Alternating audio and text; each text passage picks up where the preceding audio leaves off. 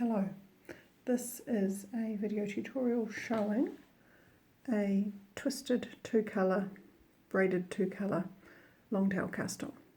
What you'll get with this cast on is, this is my sample for a cuff of a mitt, it's this little cast on row here which shows the, in this case, grey and white yarns spiralling around each other. It's a fairly simple cast on. Let me show you how it goes. So the first stage is to sort your yarns out. Where are we? I've got a grey blue dark yarn and a white yarn for demonstrating with. I'm going to make a slip knot in these yarns, put it on the needle which I hold in my right hand. Now, normally if I was working a long tail cast on, I would hold the yarns like this. They would be held by my pinky and little fingers. They would come up and over my thumb and forefinger, and I would scoop here and do this. This variation means that you hold the yarns nearly the same. You come up through the middle with your thumb and forefinger and hold them open. The important thing to remember is that you're scooping up your thumb and picking up the yarn over the forefinger and then snugging that tight. Now what you'll see is that the last stitch cast on was grey, and we now have the white yarn over the forefinger, so up through the middle, scooping the grey, picking up the white to make a white stitch.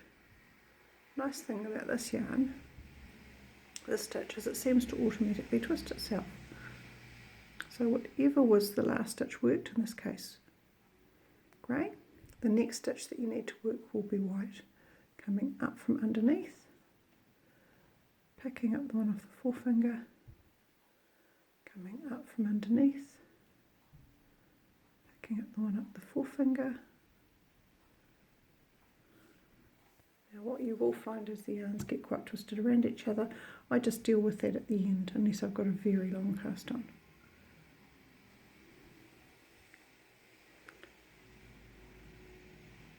Okay, up from underneath. There we go. There's some magic that happens where these switch order in the right order to give you this lovely braided cast on underneath. So I've got to cast on 60 plus 1 for the pattern that I'm working, 60 stitches for the mitt, cuff, and 1 stitch to use in joining in the round. So I will pause this and come back and show you that bit. Okay, so I've just cast on my 60 plus 1, not counting the slip knot at the end because we'll discard that later. Because it's a 2-colour cast on, I don't actually bother counting every stitch. I just count all the light ones, 1, 2, 3, 4, 5, 6, 7, and I found that I have 31. Ideally, to join this in the round, you should finish and start with the same number of stitches. So I actually need a grey one to make it perfect. So here we are. I've folded my needles in half. I haven't bothered to count, I've just approximated. This is where I started with the slip knot, so I'm going to slide the slip knot off. Now to join in the round, this was a trick that I learnt somewhere online a long time ago. So the slip knot comes off, discard that. So you cast on 1 more stitch than you need, which is this stitch here. This stitch is going to be transferred over to the other needle, and I'm just going to pull this first needle through. So this is the last stitch that I cast on. I'm going to take the first stitch that I cast on off. I'm going to pass that last stitch over it, so it's like a little noose around it.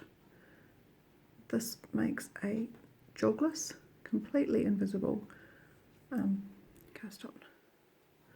And then I'm going to tighten this stitch, and that's going to just close the gap up. What I'll find as I knit my first couple of rounds is that join will actually open up. No, it won't open up, because this, as long as I pull my first couple of stitches, the yarn firm when I work them, that is now formed a really almost invisible little noose around that first stitch that I cast on.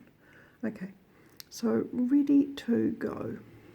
I'm going to stop the video here, and there'll be a second step that shows the next stage, which is the this braided edging, which is worked right after that two colour cast on, and it gives a really nice flat edge that doesn't roll to the bottom of a piece of knitting.